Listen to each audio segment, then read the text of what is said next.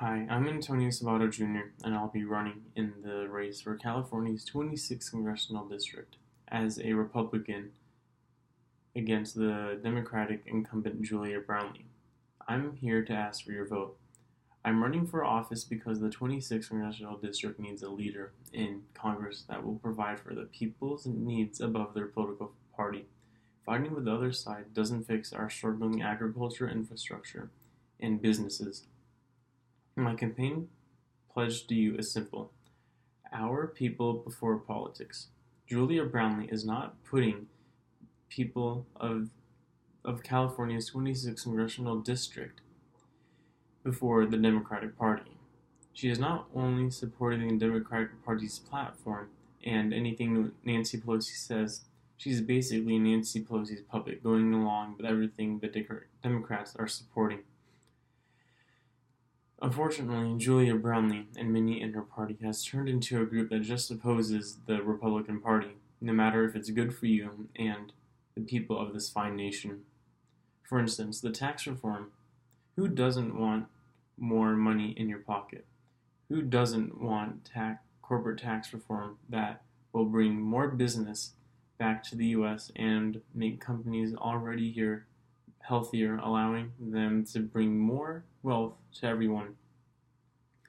Well, Julia Brownlee opposed tax reform, and probably not because she didn't think it was in the best interest of lower middle class people living in our district, but because Nancy Pelosi opposed it. Why would Julia Brownlee want to save us hundreds or even thousands of dollars when it's pittance compared to the millions of dollars her campaign has raised from special interest groups?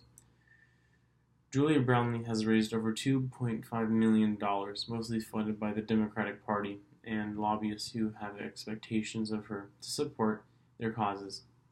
She cannot and does not do what is in the best interest of our people unless it happens to coincide with the directives of the Democratic Party. Who likes paying more for gas?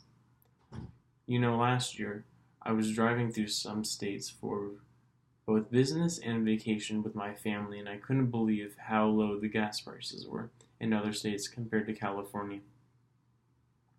The fact that we are already higher than the rest of the states, do you think Julia Brownlee really wanted to increase in gas tax and registration fees that hurts everyone that drives? Many of Julia Brownlee's constituents are in the farming community with the great fertile land and wonderful weather we have. There are 24 farming representatives. There are 24 farms representing a $2 billion industry. The gas tax increase disproportionately impacts the farmers that are important to our district. That is why the farmers of Western growers, California egg farmers, and the California Farm Bureau and others oppose this increase. Either she didn't care how it impacted us, or once again, she supported Jerry Brown and the Democratic legislature that implemented the increase without a vote. A poll was conducted last year after the tax was implemented and found that the increase was only favored by 35% and opposed by 58%. The increase also hits the working poor particularly hard, forcing families to choose between gas in the tank to get to work or rent or food on the table. If I'm elected, I will fight to appeal this tax. Not only does she not support what's right for the people of this district, but a big disaster under her watch is the VA office in Oxnard. It has been compared to waiting in line for rides at Disneyland. There's about 40,000 veterans living in this district, and that is no way to treat our men and women that have served our country. While it has gotten better since it is made public, I promise that I will do anything I can to further reduce the wait time so veterans can get attention they need. When Julia Brownlee puts politics in front of what is best for the district, you get lackluster results. That is why it is not a surprise that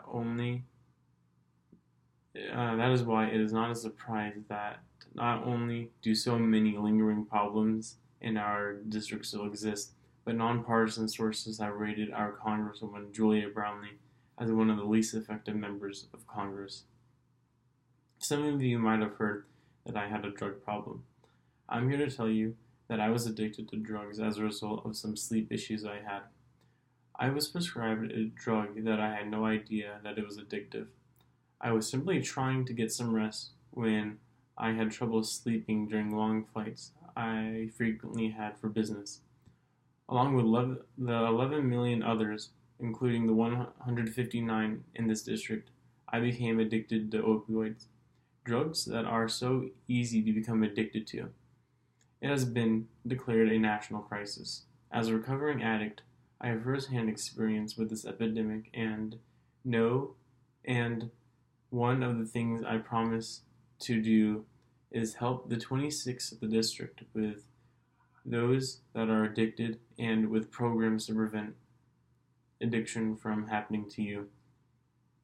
I was fortunate, but many of those lives who have been ruined by opioids, I pledge that I will help make people aware of this problem and help eradicate its unnecessary use.